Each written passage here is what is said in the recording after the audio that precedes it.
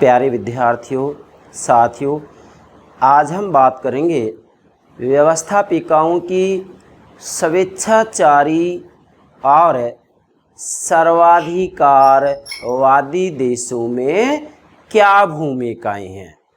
अर्थात हमने पिछली वीडियो में आपको बतलाया था कि पूरी दुनिया में जब हम व्यवस्थापिकाओं की भूमिकाओं का अध्ययन करते हैं तो वास्तव में पूरे विश्व के अंतर्गत जितनी भी राज्य व्यवस्थाएं हैं उन सबको व्यवस्थापिकाओं की भूमिकाओं के आधार पर वास्तव में 4 भागों में विभाजित किया जाता है। या व्यवस्थापिकाओं की क्या भूमिकाएं हैं राज्य व्यवस्थाओं में, इस आधार पर राज्य व्यवस्थाओं के 4 प्रतिमान या मॉडल बतलाए जाते हैं। 4 मॉडल या प्रतिमान कौन कौन से हैं, नोट कीजिएगा, एग्जाम की दृष्टि से बहुत महत्वपूर्ण है। पहला है लोकतंत्रवादी या संवैधानिक राज्य व्यवस्थाओं में व्यवस्थापिकाओं की भूमिका। दूसरा है स्वेच्छाचारी राज्य व्यवस्थाओं की व्यवस्थापिकाओं में क्या राज्य व्यवस्थाओं की व्यवस्थापिकाओं की भूमिका। और तीसरा है सर्वाधिकारी देशों की राज्य व्यवस्थाओं में व्यवस्थापिकाओं की भूमिका। और चौथा है विकासशील देशों की राज्य व्यवस्थाओं में व्यवस्थापिकाओं की भूमिका। 4 मॉडल हो गए। नंबर 1 फिर दोहरा रहा हूं, संवैधानिक राज्य व्यवस्थाओं में व्यवस्थापिका की भूमिका, स्वेच्छाचारी राज्य व्यवस्थाओं में व्यवस्थापिका की भूमिका, सर्वाधिकारी राज्य व्यवस्थाओं में व्यवस्थापिका की भूमिका, विकासशील देशों की राज्य व्यवस्थाओं में व्यवस्थापिका की भूमिका। इनमें से हमने आपको संवैधानिक या लोकतांत्रिक देशों की राज्य व्यवस्थाओं में व्यवस्थापिकाओं की क्या भूमिकाएं हैं, ये पिछली वीडियो में आपको समझा दिया है, इसलिए आप हमारे प्लेलिस्ट में देखिएगा। आज हम 2 प्रतिमान ले रहे हैं। मैंने यहाँ नोट कर दिया 2, 3 अर्थात एक प्रतिमान मैंने अपलोड कर दिया है संवैधानिक राज्य व्यवस्थाओं में व्यवस्थापिकाओं की भूमिका। तो आज हम 2 प्रतिमान ले रहे हैं। दूसरा है स्वेच्छाचारी और तीसरा है सर्वाधिकारी देशों में व्यवस्थापिकाओं की क्या भूमिकाएं। मेरे प्राणों से प्यारे विद्यार्थियों, समझना बहुत जरूरी है। मैंने अक्सर देखा है कि विद्यार्थी व्यवस्थापिका के कार्यों को 5-7 बिंदु में रट लेते हैं और उनसे पूछा जाता है कि भाई मुझे बताइए स्वेच्छाचारी तानाशाही राज्य व्यवस्थाओं के अंतर्गत व्यवस्थापिकाएं क्या ये सब कार्य करती हैं जो आप रट रहे हैं बिंदु। तो उनका कहना कि नहीं सर ये तो पूरी दुनिया में सबके द्वारा किया जाता है। नहीं भाई, ऐसा नहीं है, ये ध्यान रखेंगे। देखो, लोकतांत्रिक राज्य व्यवस्थाओं में व्यवस्थापिकाओं के द्वारा वास्तव में सरकारी और राजनीतिक कार्य किए जाते हैं, जबकि स्वेच्छाचारी और सर्वाधिकारी राज्य व्यवस्थाओं वाले देशों में वास्तव में व्यवस्थापिकाओं के द्वारा वो कार्य नहीं किए जाते हैं। क्या कारण है, क्या कुछ है, ये सारी बातें मैं आपको समझाऊंगा। तो सबसे पहले मुझे पूरा विश्वास है आप समझ गए होंगे कि जब हम व्यवस्थापिका के कार्य, शक्तियाँ या उसकी भूमिकाओं का अध्ययन करते हैं ना, तो वास्तव में पूरी दुनिया में राज्य व्यवस्थाओं को, पॉलिटिकल सिस्टम को 4 भागों में बांट दिया गया और इसके आधार पर ही व्यवस्थापिकाओं की भूमिकाओं का अध्ययन किया जाता है। अर्थात लोकतांत्रिक देशों में व्यवस्थापक की भूमिका अलग होती है, स्वेच्छाचारी देशों में व्यवस्थापक की भूमिका अलग होती है, सर्वाधिकारी देशों में व्यवस्थापिका की भूमिकाएं कुछ अलग होती हैं और विकासशील देशों में व्यवस्थापिका की भूमिकाएं कुछ अलग होती हैं। मैं भरसक प्रयास करूंगा कि व्यवस्थापिका हो, चाहे कार्यपालिका हो, चाहे न्यायपालिका हो या राजनीतिक विज्ञान से संबंधित कोई भी अवधारणा क्यों ना हो, कोई भी सिद्धांत क्यों ना हो, कोई भी राजनीतिक विचारक क्यों ना हो, मैं समग्र रूप में समझाने का प्रयास करूंगा, जिससे कि मेरे प्राणों से प्यारे विद्यार्थी इधर उधर ना भटकें। तो सर्वप्रथम आप हमारे YouTube चैनल को सब्सक्राइब अवश्य कीजिएगा। आशा करता हूँ आपने सब्सक्राइब कर दिया होगा। Thank you very much, thank you very much. चलिए अब हम हमारे मूल बात पर आते हैं, व्यवस्थापिकाओं की स्वेच्छाचारी और सर्वाधिकारी देशों में भूमिका। समझ रहे हैं इसका मतलब? देखो अब इसके लिए हमने पहला पार्ट स्वेच्छाचारी देशों में व्यवस्थापिका की भूमिका, दूसरा पार्ट बनाया सर्वाधिकारी देशों में व्यवस्थापिका की भूमिकाएं। अब देखो स्वेच्छाचारी देशों में मतलब जहां तानाशाही शासन प्रणालियां होती हैं, जैसे बर्मा में जनरल नेविन के समय में, पाकिस्तान में अयूब खान के समय में, मतलब एक एग्जाम्पल दे रहा हूँ, वास्तव में तानाशाही शासन था। तो जब एक व्यक्ति विशेष के द्वारा सारी शक्तियाँ हथिया ली जाती है, उस स्थिति में व्यवस्थापिकाओं की क्या भूमिका होती है, ये बात हमको समझनी है। अब चलिए स्वेच्छाचारी देशों में, जैसे मैंने आपको उदाहरण दिया है पाकिस्तान बर्मा का, ठीक है, स्वेच्छाचारी देशों में या तानाशाही देशों में व्यवस्थापिकाओं का क्या रोल रहता है, अर्थात संसदों का क्या रोल रहता है, या जो कानून बनाने वाली संस्थाएं हैं उनकी क्या भूमिका होती है। आपके सामने मैंने डायग्राम बनाया है, आप इसके माध्यम से इसे आसानी से समझ सकते हैं। तो चलिए सबसे पहले मैंने यहाँ नोट किया सत्ता के नियामक, मतलब वास्तविक रूप में जो यहाँ दूसरे नंबर पर मैंने लिखा है निरंकुश शासक की सत्ता, कि जो ये निरंकुश शासक होता है, देखो स्वेच्छाचारी के अंतर्गत क्या होगा, वास्तविक रूप में एक शासक जो होगा वह निरंकुश होगा, वास्तविक रूप में उसके ऊपर किसी प्रकार का कोई प्रतिबंध नहीं होगा, वह वास्तविक रूप में अपनी इच्छा अनुसार ही निर्णय लेता है, अपनी इच्छा अनुसार निर्णय लेता है। इसलिए हमने यहाँ देखा है सत्ता के नियामक, मतलब इस निरंकुश शासक की सत्ता को नियंत्रित करने वाला, निर्देशित करने वाला या इसे निर्देश देने वाला कोई नहीं होता है। इसलिए यहाँ लिखा है सत्ता के नियामक, और यहाँ मैंने ये दर्शाया है एक कटी हुई रेखाओं के माध्यम से। यहाँ इसका मतलब है व्यवस्थापिका की औपचारिकता से शक्ति प्रयोग रेखा, मतलब वास्तव में जो निरंकुश शासक होता है इसके ऊपर किसी भी रूप में किसी का नियंत्रण नहीं होता है, क्योंकि सत्ता के नियामक क्या होते हैं, जैसे सत्ता के नियामक हैं राजनीतिक परिवर्तन होता है, क्या बोल रहा हूँ मैं, राजनीतिक परिवर्तन होता है, पर्यावरणीय परिवर्तन होता है। राजनीतिक परिवर्तन के अंतर्गत विशेषकर हम संविधान की चर्चा करते हैं, किसकी करते हैं, संविधान की चर्चा करते हैं, कानून की चर्चा करते हैं। तो वास्तविक रूप में ये किसी रूप में संविधान और कानून के अधीन नहीं होता है। अब पर्यावरणीय परिवर्तन के अंतर्गत वास्तविक रूप में उस समाज विशेष के अंतर्गत अर्थव्यवस्था की क्या स्थिति है, इसी के साथ में वास्तविक रूप में वहाँ उस शासक विशेष के स्वयं के जीवन चित्रण का क्या स्वरूप है, इसी के साथ में वास्तविक रूप में समाज के अंतर्गत अन्य जो संरचनात्मक ढांचा है उसका क्या स्वरूप है, इन सब बातों का निरंकुश शासक के ऊपर कोई प्रभाव नहीं पड़ता है।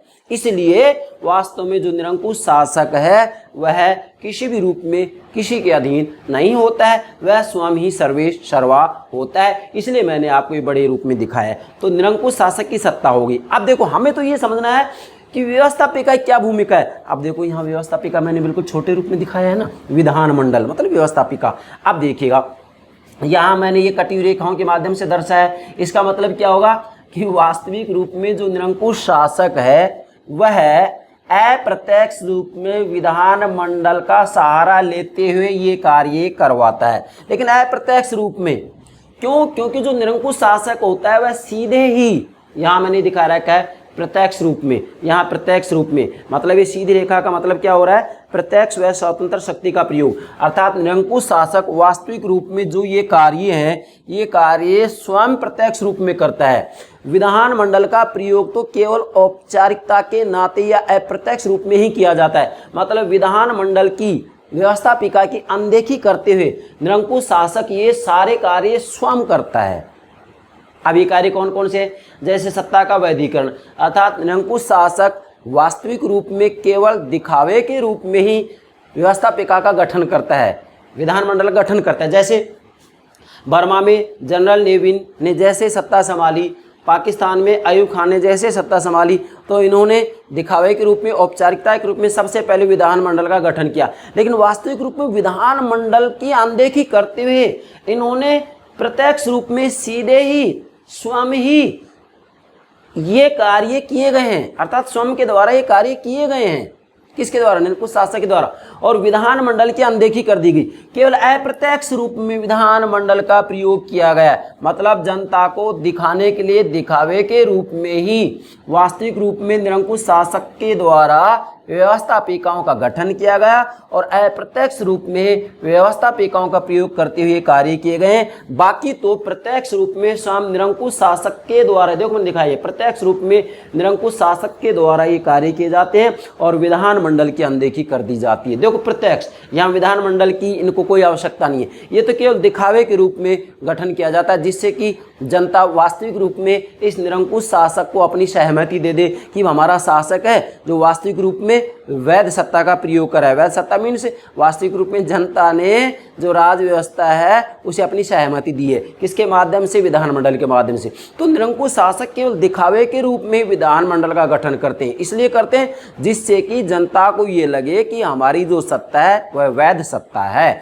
अर्थात किसी न किसी रूप में, चाहे कोई भी निरंकुश शासक क्यों ना हो, चुनाव की व्यवस्था आवश्यक करता है। अर्थात वास्तविक रूप में चाहे कितना तानाशाही शासक क्यों ना हो, उनके द्वारा किसी न किसी रूप में व्यवस्थापिकाओं का निर्वाचनों के माध्यम से गठन अवश्य कराया जाता है। अब गठन होने के बाद में चाहे विधानमंडल की अनदेखी कर दी जाए, वास्तव में स्वेच्छाचारी राज्य व्यवस्थाओं के अंतर्गत विधानमंडल केवल एक औपचारिक संस्था मात्र है। वास्तविक रूप में निरंकुश शासक के द्वारा प्रत्यक्ष रूप में ये सारे कार्य किए जाते हैं। अब ये कार्य कौन कौन से, नोट कीजिएगा। पहला है सत्ता का वैधीकरण, अर्थात वास्तविक रूप में निरंकुश शासक विधानमंडल का औपचारिक गठन करवाता है, जनता के द्वारा चुनाव करवाए जाते हैं, इसलिए जिससे कि निरंकुश शासक को यह लगे कि हमने जनता से समर्थन प्राप्त कर लिया और जनता को भी ये लगे कि हमने वास्तविक रूप में अपनी सहमति निरंकुश शासक को दी है। इसलिए किसी न किसी रूप में विधानमंडल या व्यवस्थापिका का गठन किया जाता है। तो सत्ता का वैधीकरण सीधा ही निरंकुश शासक के द्वारा करा लिया जाता है। दूसरा, नीतियों की घोषणा का मंच, वास्तविक रूप में विधानमंडल तो केवल औपचारिक संस्थान मात्र है, इसके द्वारा किसी रूप में कोई कार्य नहीं किया जाता है। निरंकुश शासक के द्वारा ही नीतियों की घोषणा की जाती है, प्रत्यक्ष रूप में, देखिएगा मैंने दर्शाया। तीसरा है जन अभिज्ञान और अनुभूति का निकाय, अर्थात वास्तविक रूप में विधानमंडल का प्रयोग स्वेच्छाचारी राज्य व्यवस्थाओं में अप्रत्यक्ष रूप में, औपचारिक रूप में ही किया जाता है। वास्तविक रूप में निरंकुश शासक के द्वारा ही सीधे ही जनता को यह परिचय कराया जाता है कि वास्तविक रूप में आपके यहाँ पर जो सत्ता का प्रयोग किया जाता है, वास्तविक रूप में जो शासक है वह जन समर्थन के आधार पर ही टिका हुआ है। अर्थात जनता ने निरंकुश शासक को समर्थन दिया है, जनता को ये विश्वास दिलाया जाता है और यह विश्वास विधानमंडल ये व्यवस्थापिकाओं के गठन के आधार पर दिया जाता है। तो वास्तविक रूप में निरंकुश शासकीय कार्य प्रत्यक्ष रूप में करता है, विधानमंडल तो केवल एक औपचारिकता के नाते ही है। चौथा है राष्ट्रीय एकता व ठोसता का सूत्र। वास्तविक रूप में विधानमंडल गठन औपचारिक रूप में किया जाता है, दिखावे के रूप में किया जाता है, जिससे कि जनता को ये लगे कि भाई हमारे यहाँ पर जो सत्ता है, जो शासन है, जन समर्थन पर आधारित है या वैध सत्ता है। परंतु वास्तविक रूप में निरंकुश शासक स्वयं ही प्रत्यक्ष रूप में राष्ट्रीय एकता व ठोसता को कायम रखने का प्रयास करता है। अर्थात स्वयं निरंकुश शासक प्रत्यक्ष रूप में जनता को संबोधित करता है। जैसे मैं आपको उदाहरण दूंगा, हिटलर और मुसोलिनी के द्वारा ये सारे कार्य किए गए थे, उनके द्वारा वास्तविक रूप में विधानमंडल का गठन भी किया गया था, लेकिन विधानमंडल की अनदेखी करते हुए हिटलर और मुसोलिनी ने प्रत्यक्ष रूप में सारे कार्य किए थे। तो वास्तविक रूप में मैं आपको ये कहूँगा कि जितने भी तानाशाही राज व्यवस्थाओं वाले देश हैं या स्वेच्छाचारी राज व्यवस्थाओं वाले देश हैं, उनके अंतर्गत वास्तविक रूप में विधान मंडल की या व्यवस्थापिका की भूमिका के बारे में कोई निष्कर्ष नहीं निकाला जा सकता। क्यों नहीं निकाला जा सकता? क्योंकि वास्तविक रूप में जो निरंकुश शासक होता है, उस निरंकुश शासक का विधानमंडल के प्रति क्या रवैया है। वास्तविक रूप में विधानमंडल के प्रति निरंकुश शासक का जो रवैया है, इस रवैये के आधार पर ही वास्तविक रूप में व्यवस्थापिकाओं की भूमिकाएं निर्धारित होती हैं। इसलिए अंत में मैं निष्कर्ष निकाल रहा हूं कि वास्तव में स्वेच्छाचारी राज व्यवस्थाओं के अंतर्गत विधान मंडल की भूमिका के बारे में कोई निष्कर्ष नहीं निकाला जा सकता है। तो ये डायग्राम के आधार पर आप समझिएगा। और यहाँ मैंने नोट भी कर दिया, चित्र नंबर 1, यहाँ जो ये रेखा है इनका मतलब होगा प्रत्यक्ष व स्वतंत्र शक्ति प्रयोग रेखा, अर्थात निरंकुश शासक वास्तविक रूप में सभी प्रकार की शक्तियों का प्रयोग करता है। देखो मैंने आपको कहा था ना कि वास्तव में लोकतांत्रिक देशों के अंतर्गत व्यवस्थापिकाएं सरकारी कार्य भी करती हैं, राजनीतिक कार्य भी करती हैं। ये बात अलग है, सरकारी कार्य कम होते जा रहे हैं, राजनीतिक कार्य बढ़ते जा रहे हैं।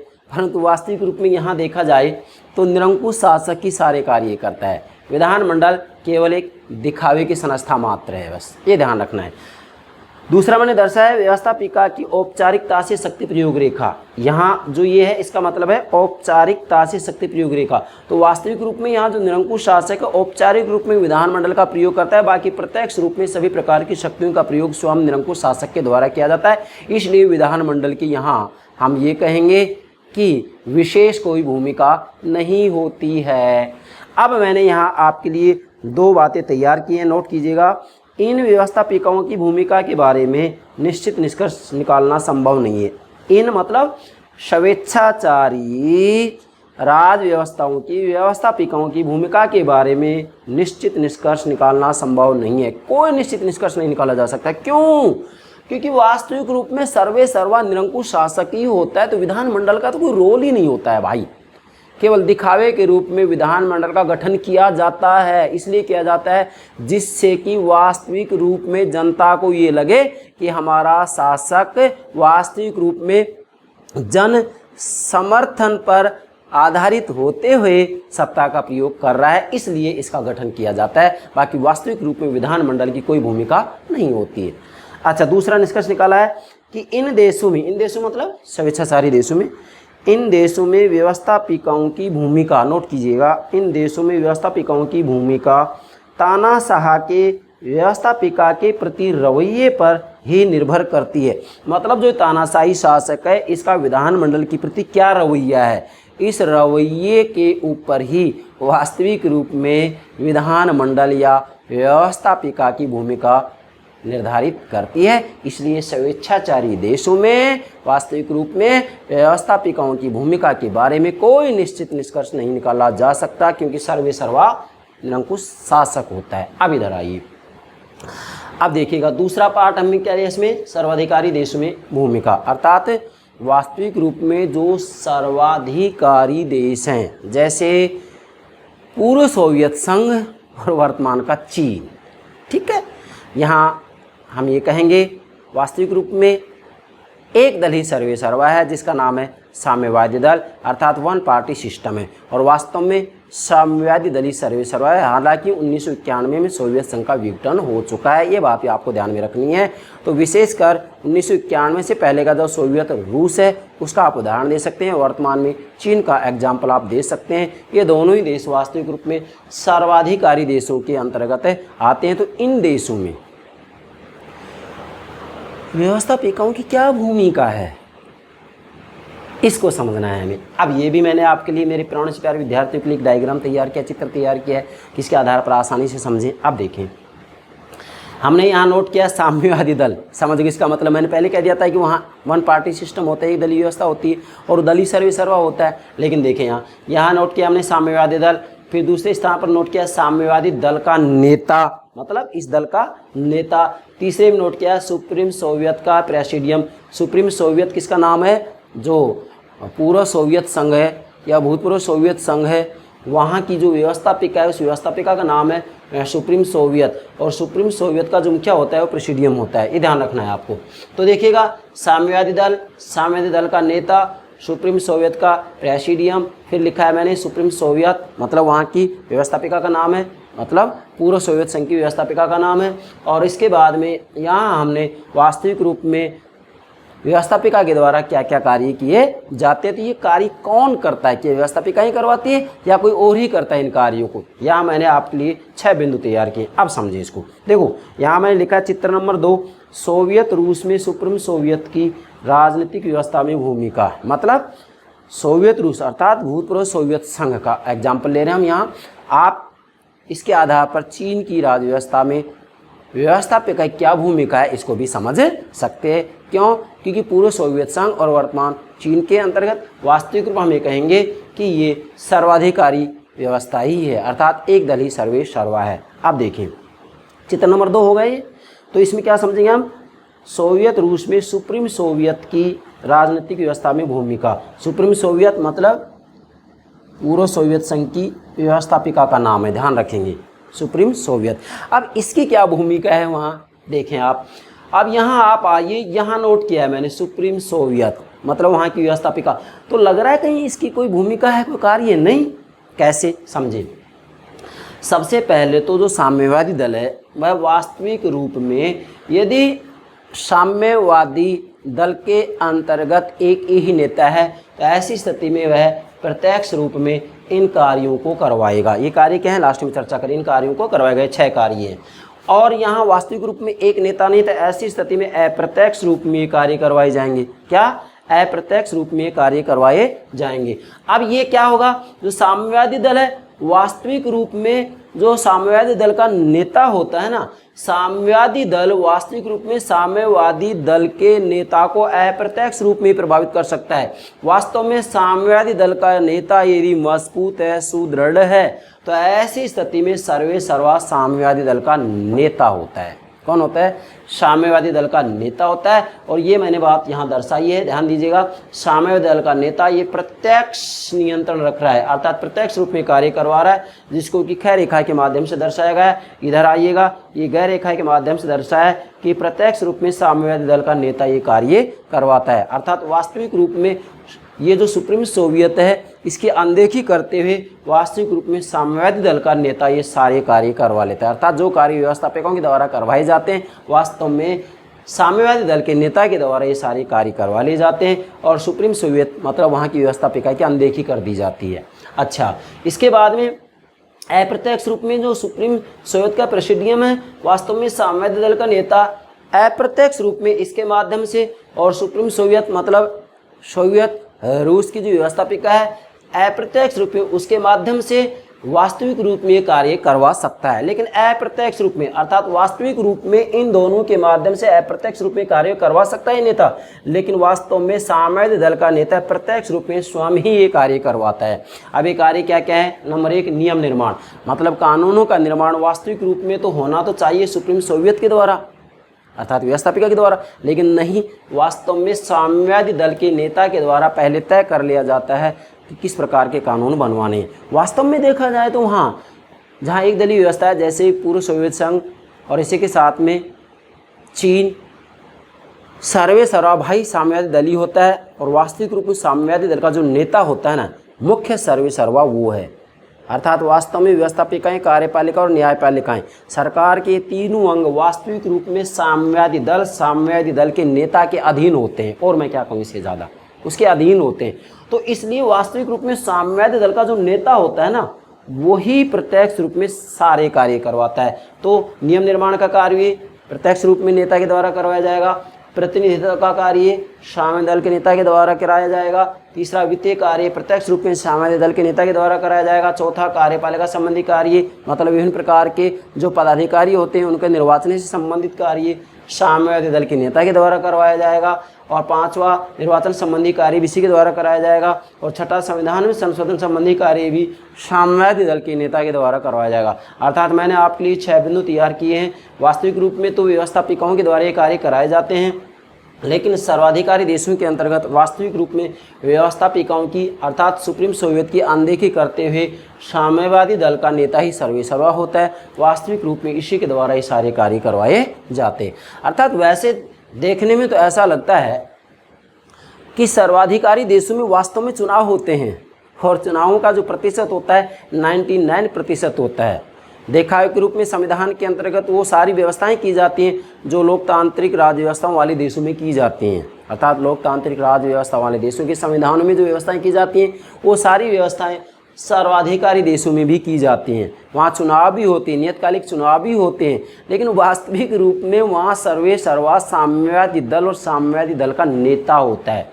अर्थात व्यवस्थापिकाएं, कार्यपालिकाएं और न्यायपालिकाएं वास्तविक रूप में साम्यवादी दल के अधीन होती हैं, साम्यवादी दल के नियंत्रण में होती हैं। मुख्य नियामक, मुख्य नियंत्रक साम्यवादी दल और साम्यवादी दल का नेता होता है। व्यवस्थापिकाएं केवल औपचारिक संरचनाएं होती हैं, वास्तविक रूप में व्यवस्थापिकाओं की कोई भूमिका नहीं होती है। यहाँ हम कह सकते हैं कि वास्तविक रूप में सर्वाधिकारी देशों के अंतर्गत वास्तव में व्यवस्थापिकाओं के द्वारा कुछ मात्रा में सरकारी कार्य तो किए जाते हैं, परंतु वास्तव में इसके द्वारा राजनीतिक कार्य नहीं किए जाते हैं।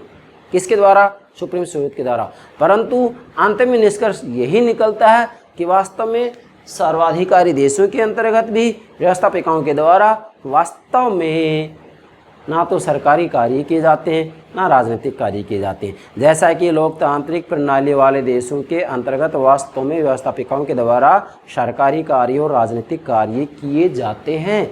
इसके लिए हमने अलग से वीडियो अपलोड कर दी है। किस नाम से? लोकतांत्रिक या संवैधानिक राज्य व्यवस्थाओं में व्यवस्थापिकाओं की भूमिका, कि वास्तव में व्यवस्थापिकाओं के द्वारा वहाँ क्या कार्य किए जाते हैं। तो यहाँ इन दोनों प्रतिमानों में हमने देखा, क्या देखा कि व्यवस्थापिकाओं की वास्तव में इतनी महत्वपूर्ण भूमिका नहीं होती। यहाँ भी विधानमंडल को हमने छोटे रूप में दिखाया कि व्यवस्थापिका का कोई रोल नहीं होता है, और यहाँ भी हमने छोटे रूप में दिखाया कि वास्तव में व्यवस्थापिकाओं का कोई रोल नहीं होता है, कोई भूमिका नहीं होती। यहाँ सर्वे सर्वा कौन है? साम्यवादी दल का नेता, साम्यवादी दल। यहाँ सर्वे सर्वा कौन है? निरंकुश शासक है। यहाँ विधानमंडल की अनदेखी की जा रही है। यहाँ पर भी सुप्रीम सोवियत मतलब विधानमंडलीय व्यवस्थापिका, इसकी अनदेखी की जा रही है। प्रत्यक्ष रूप में नेता के द्वारा ही सारे कार्य कराए जा रहे हैं। यहाँ पर भी निरंकुश शासक के द्वारा सारे कार्य कराए जा रहे हैं। अब अंतर क्या है? यहाँ स्वेच्छाचारी देश या स्वेच्छाचारी तानाशाही शासन प्रणाली का मतलब क्या होगा? यहाँ वास्तविक रूप में एक व्यक्ति विशेष ही मुख्य होता है। यहाँ भी वास्तविक रूप में एक व्यक्ति विशेष, एक दल मुख्य होता है, परंतु वास्तविक रूप में इसका आधार एक विचारधारा होती है। और विचारधारा क्या होती है? साम्यवादी विचारधारा। ये बात आपको ध्यान में रखनी होगी। तो अब हमने ये बात आपको समझा दी है कि स्वेच्छाचारी और सर्वाधिकारी देशों में वास्तव में व्यवस्थापिकाओं की क्या भूमिका है। आशा करता हूँ आप पूरी दुनिया में व्यवस्थापिकाएँ या जो संसद है या कानून बनाने वाले जो संस्था उनकी क्या भूमिका होती है, उनकी क्या भूमिका होती है, इस बात को आप ठीक से समझ गए होंगे। तो मेरे प्राणों से प्यारे विद्यार्थियों, व्यवस्थापिकाओं के अंतर्गत वास्तविक रूप में कोई बात ऐसी ना रहे जो कि आपकी समझ में ना आए। मैं विशेष प्रयास करूँगा, चाहे व्यवस्थापिकाओं की भूमिका की बात आए, इसके अर्थ परिभाषा की बात आए, इसके पतन के कारणों की बात आए, कोई बात क्यों ना आए, मैं समग्र रूप में आपको समझाने का प्रयास करूँगा, जिससे कि वास्तविक रूप में किसी भी अवधारणा के ऊपर कोई भी प्रश्न क्यों ना पूछा जाए, आप किसी प्रश्न का गलत उत्तर नहीं देंगे। ये मेरा दृढ़ विश्वास है। जिस रूप में आपको समझाऊं उस रूप में समझ जाएगा। तो इससे आप समझ गए। तो वास्तविक रूप में इन दोनों प्रतिमानों के अंतर्गत भाई व्यवस्थापिकाओं की वास्तव में कोई महत्वपूर्ण भूमिका नहीं होती है। ठीक है, तो अब हमने आपको 3 प्रतिमान समझा दिए पिछली वीडियो में। संवैधानिक, लोकतांत्रिक राज्य व्यवस्थाओं में व्यवस्थापिका की भूमिका ये अपलोड कर दिया है। और आज हमने 2 मॉडल लिए हैं, स्वेच्छाचारी देशों में व्यवस्थापिकाओं की क्या भूमिका है और सर्वाधिकारी देशों में व्यवस्थापिकाओं की क्या भूमिका है। 3 प्रतिमान हमने आपको ठीक से समझा दिए हैं। आशा करता हूँ आप पूर्ण रूप में इसे समझ गए होंगे। तो प्लीज़ हमारे YouTube चैनल को सब्सक्राइब अवश्य कीजिएगा। Thank you very much.